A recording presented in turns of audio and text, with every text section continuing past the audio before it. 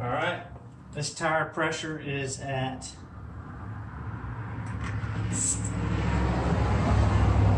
36.5. 36.4. Front tire pressure.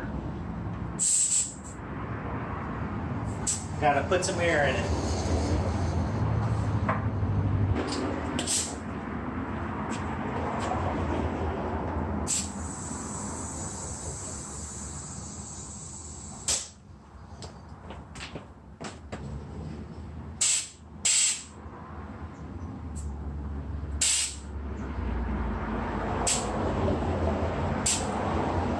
$36.4. All right, this is how I'm going to measure the width of the tire while it's on the car. It's my makeshift caliper. It's a wood clamp, but it'll work great. I backed this all the way off. This is stationary and staying the same. This slides back and forth, so I'm going to position this over here on the other side of the tire in approximately the same position of the tire. And then I'm going to go measure this distance gap, and that'll give me the width of the tire.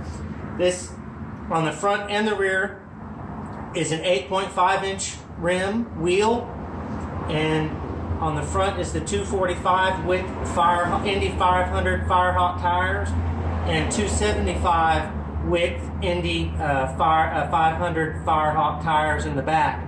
And so what this test is going to help me when I see some of the numbers that I'm going to put together is to help see if the rear tire being larger than this front tire compared to the contact patches that I'm going to determine, and see if one tire is putting more contact patch down versus the other, or if they're in agreement versus the width of the tire. Yeah, so I'm going to do all these numbers and try to figure everything out, and then pass these on to everyone else that is interested to see if a 275 tire is actually, beneficial or not beneficial to have on an 8.5 inch rim.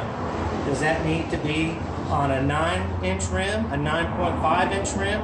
Will that allow for a better contact patch because of the width of the wheel being 8.5 inch? So we'll determine that. I'm going to reset my calipers, so-called calipers, for this test of getting some numbers. I'm going to reach around here and make sure this is on the inside in the right spot. Push that on. All right. That's the measurement. All right, now I'm going to make the measurement.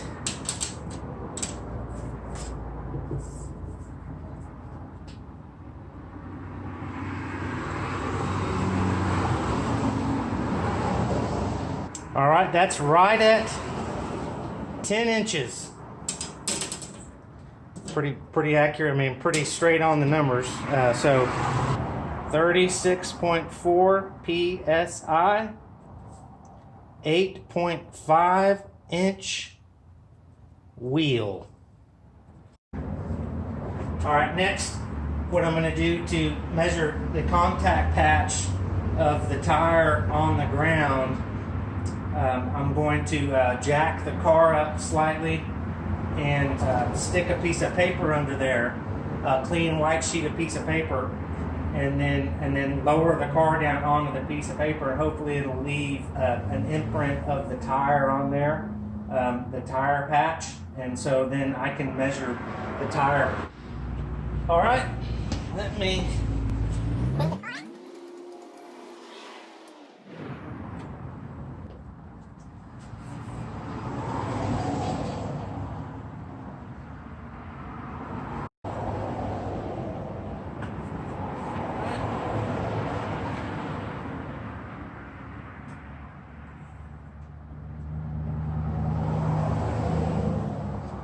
Actually, I'm gonna sit in the car while it's down on that, but try not to shake it forward or backwards. All right, we're gonna jack it back up.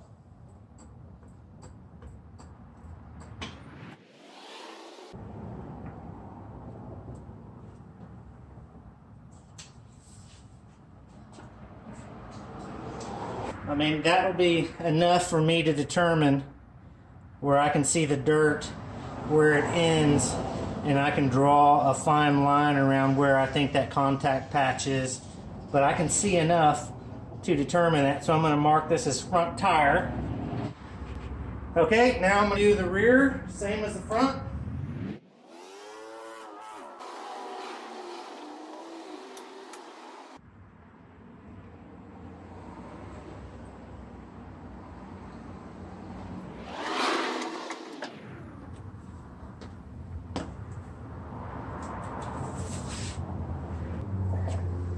All right, here's the back impression from the rear tire. So we'll determine how much contact patch is in the rear versus the front. 275 versus 245 on the front, 275 in the rear. Do the best of my ability to look at this in some decent, some light against a white background, and I'm going to lightly trace where I can see the tire dirt. I'm going to do my best. Let me see, it starts about right here, it goes about right there.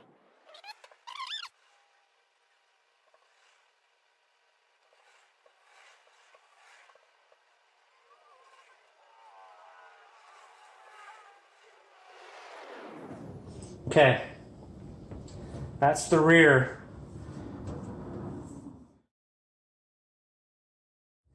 Where I think the tire stops.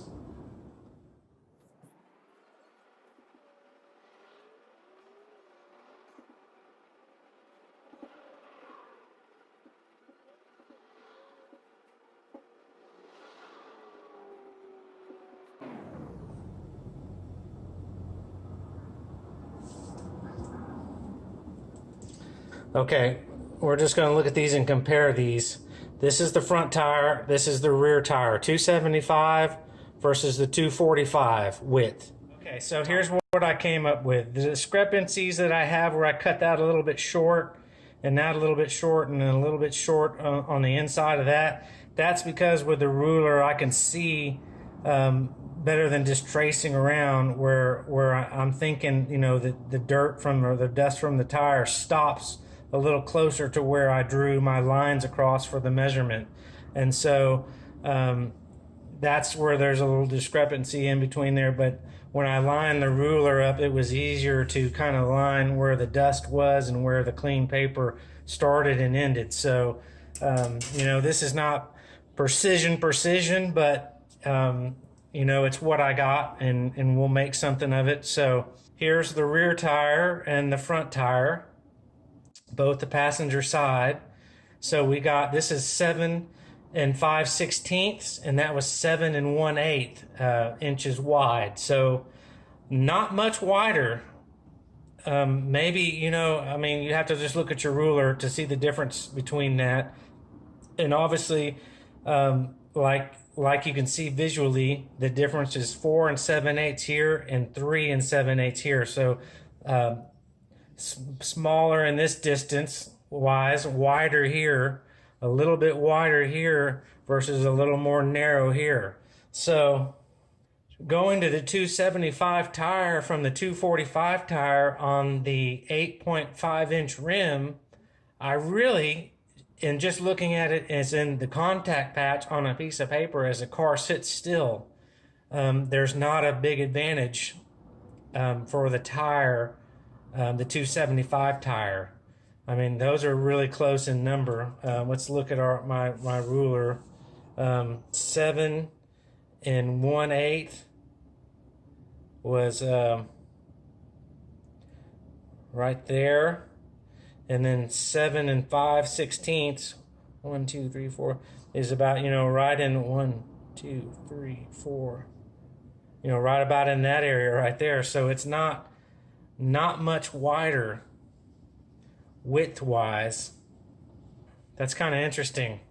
My next thing that I want to do is I'm not going to air down this tire because that's not that important.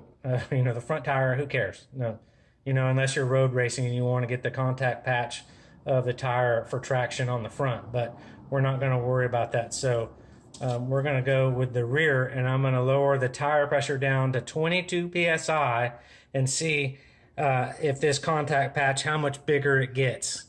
All right, so I've aired the tires down to 22 psi, or 22 psi.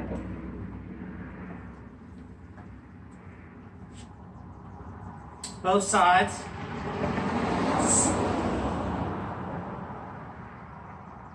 Twenty-two, 22.5.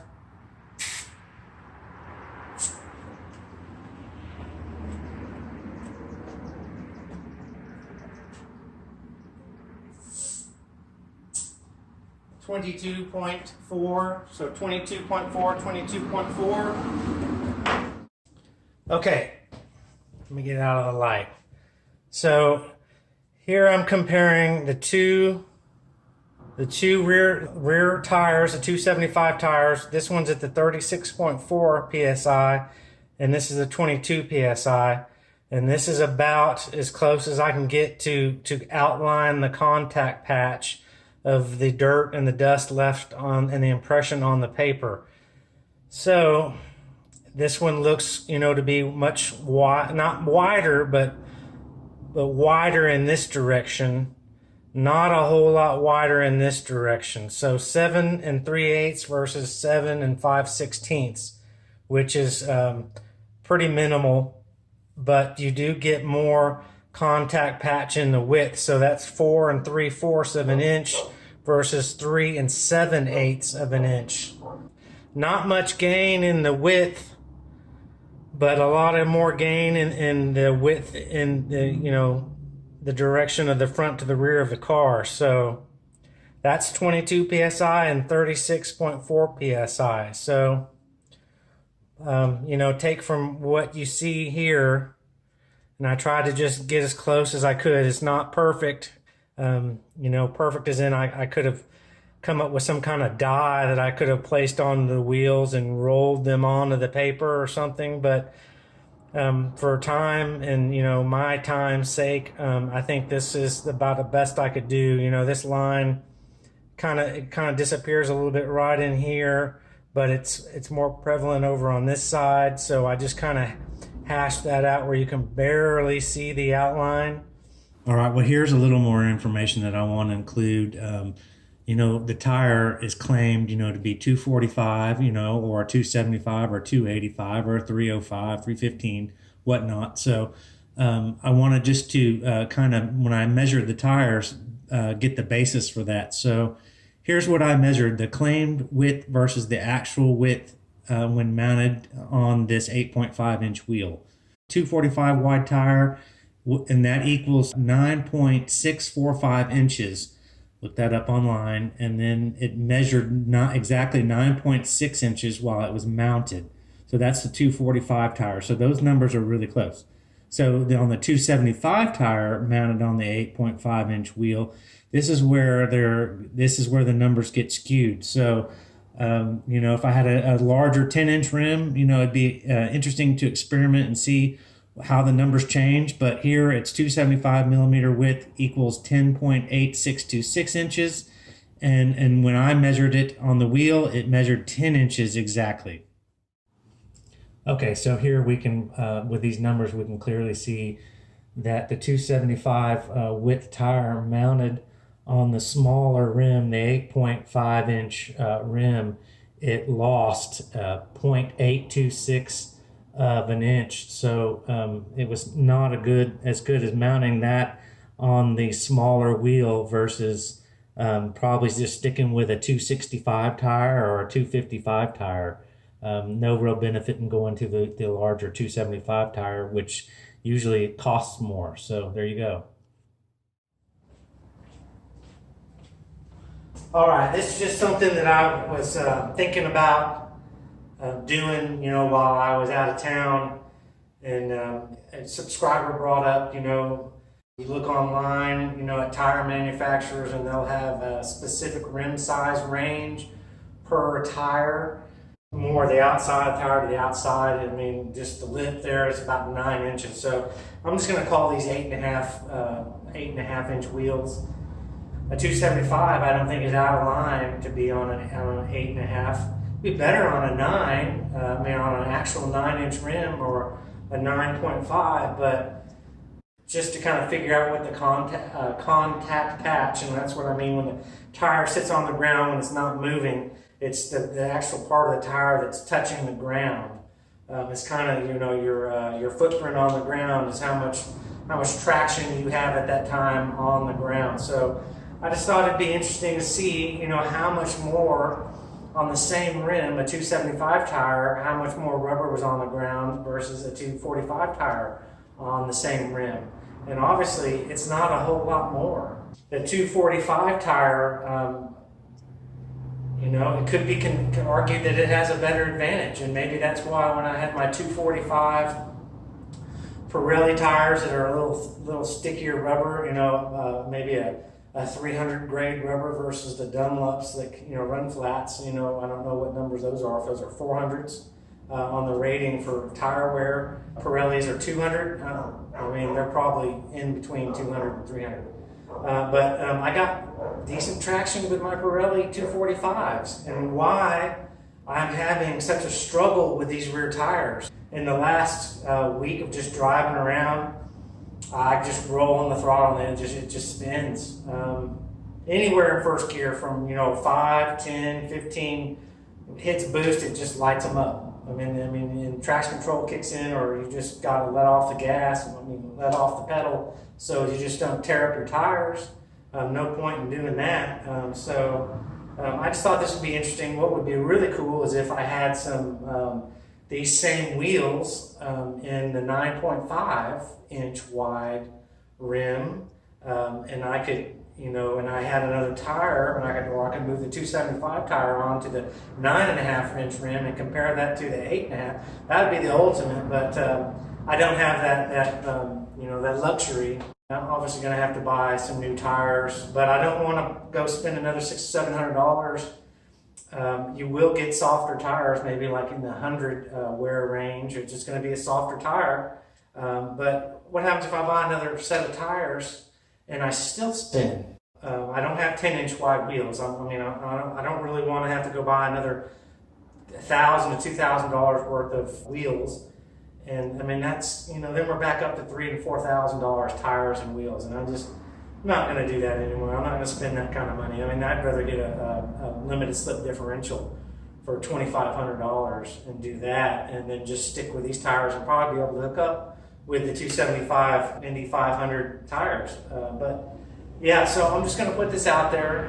People can comment and like or disagree. Anyways, have a good night, and I appreciate you tuning in again, and hopefully some more good content coming. Thank you.